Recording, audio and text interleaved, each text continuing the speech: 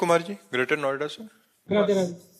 राधे राधे महाराज जी। महाराज जी, आपने हमें सिखाया कि हर किसी में भगवान का अंश है और समदृष्टि समभाव रखना चाहिए, लेकिन गुरुदेव इस कलयुग में चाहे समाज हो, प्राइवेट जॉब हो, पॉलिटिक्स, हर जगह झूठ, कपट और स्वार्थ भरा है। सही बात बोलने पर भी लोग विरोध करते हैं, अच्छाई को मजाक उठाते हैं। ऐसे में कैसे समभाव रखा जाए? हाँ, कलयुग का तो प्रवाह सतयुग, त्रेता, द्वापर और कलयुग ब्रह्मा जी के 4 पुत्र हैं।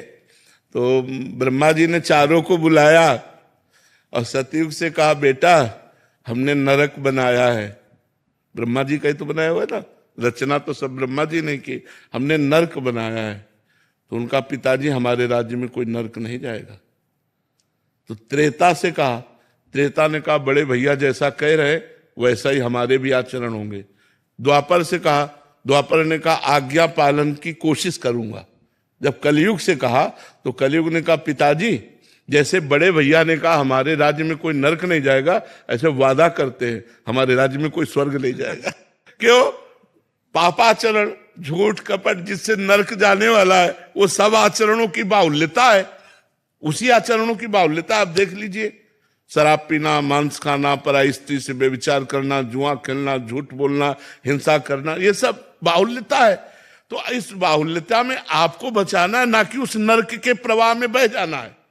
हमको सत्य से चलना, चाहे हमें लोग गाली दें, चाहे लोग हमें साथ ना दे, लेकिन सत्य का साथ परमात्मा देता है। असत्य के सैकड़ों साथी हो सकते हैं। एक आदमी शराब पीता था, गंदे आचरण करता था, गुंडाई करता था, तो 20 लोग उसका सम्मान करते थे और 20 लोग अपने दरवाजे पे बैठालते थे। और जब वो हमारे सामने आया और उसको जो हमने शिक्षा दी, तो उसने कसम खा के सब छोड़ दिया। तो अभी पीछे आया था, उसने कहा कोई पूछता भी नहीं है हमको। बोले जिस गली में जाओ तो कोई पूछता नहीं, सब विरोधी हो गए, हमारे साथी सब विरोधी। तो संसार, हम सही कह रहे हैं, संसार ऐसा है। और अगर सीधा आदमी है, धर्म से चलता है, तो उसका उपहास किया जाएगा। कलयुग का ऐसा धर्म है। लेकिन हमको चाहिए कि हमें अपने धर्म से चलना चाहिए। लोग गाली दें, उपहास करें, लेकिन भगवान हमारा साथ देंगे।